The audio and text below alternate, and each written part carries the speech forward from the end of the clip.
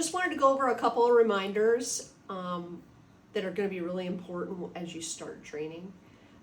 So things to always check and to be on top of, so that everything that we do here becomes consistent at home and can help you have the best success. So first thing is to remember that these are going to need to be charged every few days. Okay, so every time you put them on, take them off, turn them off. I mean, unless it's going to be for a short period of time. So remember that this turns on and off with a long press on the big button on the back. You'll see it light up and then go to OF, and then you let go and it goes off. Okay, the one thing I want you to pay attention to is the light here. It's red. Okay, that's just turning it on and off. When it's flashing here, see how it'll flash green? That's telling you that this right now is at that upper level of charge. So it's fully charged or highly charged, okay? If this goes amber, the battery is getting lower. And if it's going red, you want to make sure you get it on the charger. You're going to find that on the same situation, when you turn this on or off, remember red dot to red dot, hold until it turns red and it'll turn off. Hold until it turns green, and then take it apart, and then it'll flash. Same thing with this. Flashing green is it's on the upper level of being charged. Amber means it's getting low. Red, you need to get it on the charger. Now, these will charge probably within 2 hours, so not a problem. One of the things I'm going to suggest that you do, because a lot of times I try to do it, but I don't think I did with this collar, is these contact points are the shorter contact points that come with the collar. In the box, you will find a little black, it's like a little wrench. You unscrew these, take these off, and there are contact points that are just a little longer. The benefit of having longer contact points is it's going to help that collar when you snug it up to stay better connected to the dog's skin, because a collar has to be snug, okay? It can't, if it's loose, see the space that's in there? That's like me talking into my phone with my phone out here and thinking you can hear me. If I speak right into the speaker, it's going to be consistent and clear. This needs to be snug so that the contact is there, all right? If it's a little longer, it's going to help with that. So you're going to want to put those in.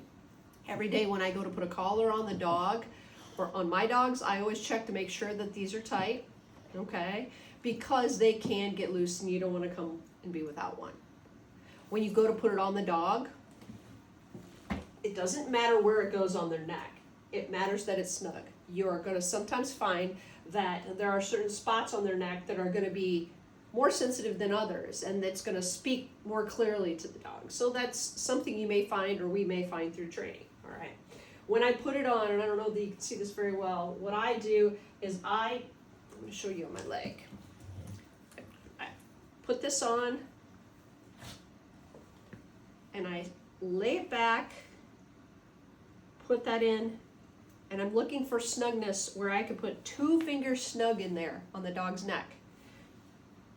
This is way too loose, okay? So you need to make sure that it's snug, or it's not going to help anything. You're being such a good boy, Butterbean. Yeah.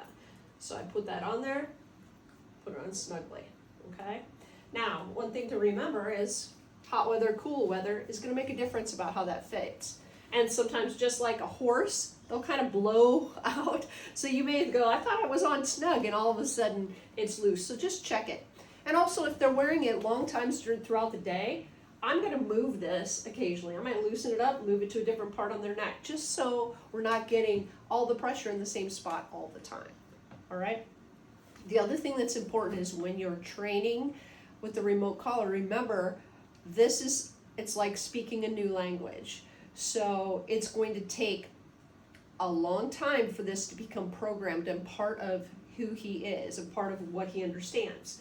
So what we have to do is, number one, remember that we always need to help him, okay? It's kind of like if you said to come in Chinese, I might not remember what that means, and I might stay sitting there, and if I didn't and you kept saying come, come, come, that's not going to make any difference unless you take my hand and say come, and once you help me move with you, I went, oh, that's what they want, all right? So the important thing is that he needs to have a leash on, in the house, out of the house, because what you're going to do is consistently overlay this, meaning you're tapping the button when you tell him to do something, ask. I think you got to tell him what to do. So if I want him to come, it's going to be come, come, come, and tapping and moving in the direction I want him to go. I stop tapping when he commits. If he's sitting here like this and you say come, come, come, but then he starts moving, the tapping stops. If he starts moving and then sniffing the ground, his brain has gone from moving to you to I'm doing something else. You tap and guide him towards you again. And that doesn't mean going pull, it means you might have to move in that direction because your movement is going to be much more helpful in guiding him. Sometimes there's going to be times moving might not be the only answer. It might be leaning over or squatting down and to guide and encourage him to come to you. All right? So keep some of those things in mind as well. I can't emphasize enough how important this leash is and how when you're sitting around the house, you're aware of where he's at so that he's aware of where you're at, because his pattern right now might be, I'm at the window, I do this, I do that, I do all these sorts of things. So what we want him to do is go, hey, my role is to be part of the family, not, hey, I'm only there when you feed me or when I want attention or when I want to jump on you, okay? So I want you to keep all those things in mind because this is going to be really important. There's going to be times we all slip into, let things go. But remember, when you leave those gray areas or you let him practice the things he's been doing for a long time, he's going to continue to do them. In order to change something, you have to commit to that, and that means you and him and holding him to that standard repetitively. Otherwise, there's still a big gray area where he goes, well, sometimes I do it this way or that way, so I'm just choosing which way because you've allowed that. So just keep some of those things in mind because hopefully that will help you out. I know, work is so hard. Look at him falling asleep. So he's such a big meatball and so sweet. But being sweet and being strong can both work against us because we can get sucked into the sweet and forget that the power that this boy has can be dangerous, okay?